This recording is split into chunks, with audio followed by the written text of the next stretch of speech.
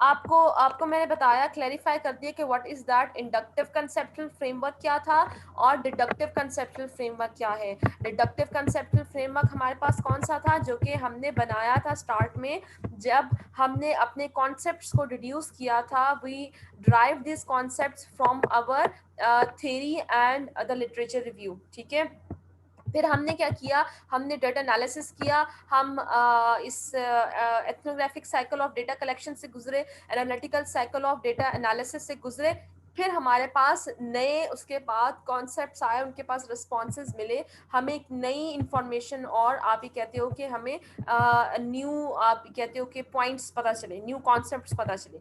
फिर हमने क्या किया, उन कॉन्सेप्ट्स को हमने अपने डाल दिया इन दैट कंसेप्चुअल फ्रेमवर्क, और वो हमारा कंसेप्चुअल फ्रेमवर्क क्या बन गया, इंडक्टिव कंसेप्चुअल फ्रेमवर्क बन गया। तो जो हमारे पास पहला कंसेप्चुअल फ्रेमवर्क था, that was the deductive conceptual framework. क्यों? क्योंकि it was based on existing literature and theory. और क्या अप्रोच था, क्या उसका पर्सपेक्टिव था, the ethic approach. Ethic conceptual framework कौन सा होता है, जो कि बात करते हैं आउटसाइडर पर्सपेक्टिव होता है, आउटसाइडर पॉइंट ऑफ व्यू होता है। आउटसाइडर कैसे था, क्योंकि जो हमने उसके अंदर जो बात कही थी, जो कॉन्सेप्ट्स हमने इंक्लूड किए थे, एथिक अप्रोच उसमें यूज हुई थी, जिसके अंदर जो कॉन्सेप्ट्स आए थे वो कहाँ से ओरिजिनेट हो रहे थे, वो कॉन्सेप्ट्स ओरिजिनेट हो रहे थे, रिसर्चर ने ओरिजिनेट किए थे from existing literature and theory से। ठीक है, जबकि जो इंडक्टिव कंसेप्चुअल फ्रेमवर्क होता है वो क्या होता है, उसकी अप्रोच क्या होती है, इमिक अप्रोच होती है। ठीक है, उसकी अप्रोच जो होती है, जो कंसेप्चुअल फ्रेमवर्क कहते हैं, it is like an emic conceptual framework. क्यों इमिक होता है, इनसाइडर, कि इनसाइडर उसी के लोगों को जिसके ऊपर बात की जा रही है, जिनसे जिनके ऊपर रिसर्च की जा रही है, उनका पॉइंट ऑफ व्यू, उनकी परसेप्शन, उनके रिस्पॉन्सेज। ठीक है, तो चूंकि इंडक्टिव कंसेप्चुअल फ्रेमवर्क हमने क्या किया था, वो हमने ड्राइव किया था फ्रॉम क्वालिटेटिव डेटा से। ठीक है, जो डेटा हमने लिया था उसको एनालाइज किया था, ये हमारा डेटा था, उसको एनालाइज किया, तो हमने इसको ड्राइव किया था फ्रॉम आवर डेटा को।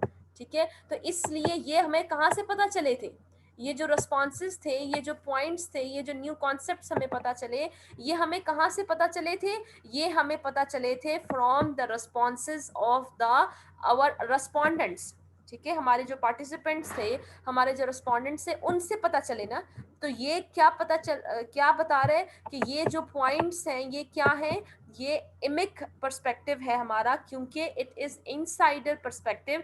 ये जो इनसाइडर जो point of views of the respondents हैं, उसको इसके अंदर इंक्लूड किया जाता है। ठीक है, अच्छा, क्या है इंडक्टिव कंसेप्चुअल फ्रेमवर्क, क्या, it is derived from qualitative data. It represents an emic or internal conceptual framework that includes the perspectives of the study participants। कि जो स्टडी पार्टिसिपेंट्स होते हैं उनके पर्सपेक्टिव्स को इंक्लूड किया जाता है। ठीक है, एक तरफ हमने जो पर्सपेक्टिव्स ऑफ स्टडी पार्टिसिपेंट्स हैं उनको भी इंक्लूड किया है, उनके कॉन्सेप्ट्स को भी, उनके पर्सपेक्टिव को भी। दूसरी तरफ हम क्या कर रहे हैं कि जो कॉन्सेप्ट्स हमारे पास जो ओरिजिनल डिडक्टिव कंसेप्चुअल फ्रेमवर्क के थे वो भी इंक्लूड किए। कैसे, ये देखें। ठीक है, cultural schemas, attitudes, subjective norms, perceived behaviour control, ये भी तो इसमें शामिल है ना हमारे इस इंडक्टिव कंसेप्चुअल फ्रेमवर्क में।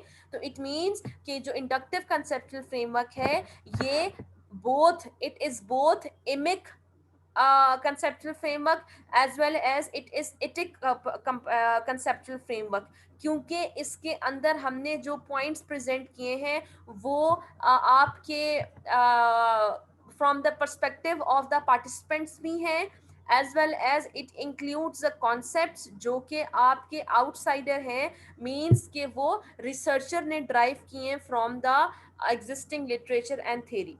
तो ये इमिक और एटिक का जो लिंक है इसके साथ, वो क्लियर हुआ है आपको?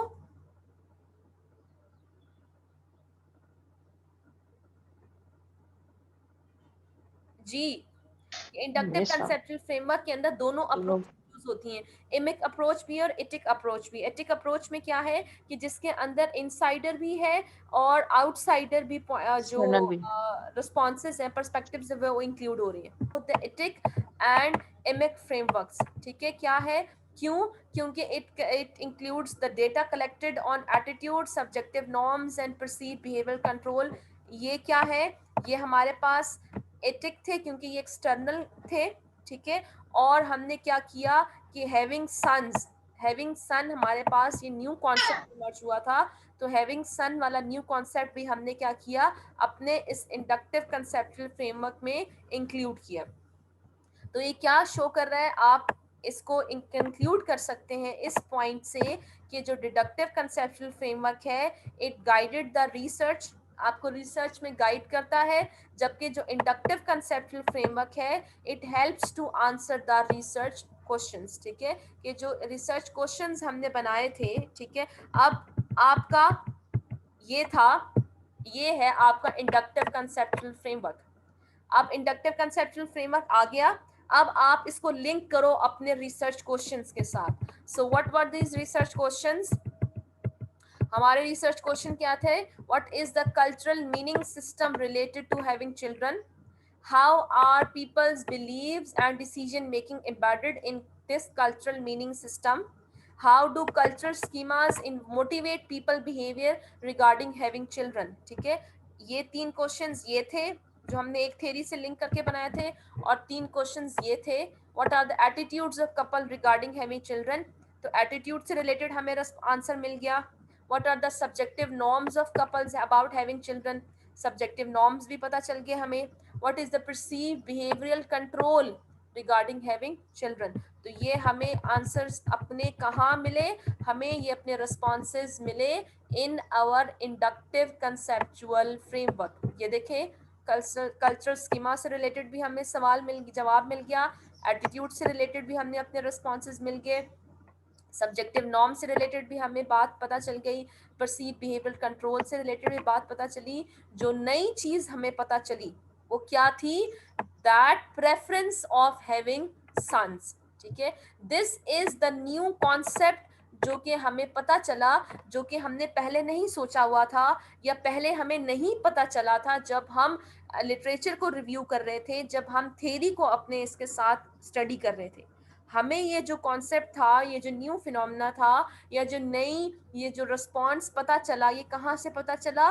From the responses of our respondents या पार्टिसिपेंट्स, कि उनके लिए हैविंग चिल्ड्रन इम्पोर्टेंट तो है ही, लेकिन having sons is also very important for the couple who are residing in any particular cultural system.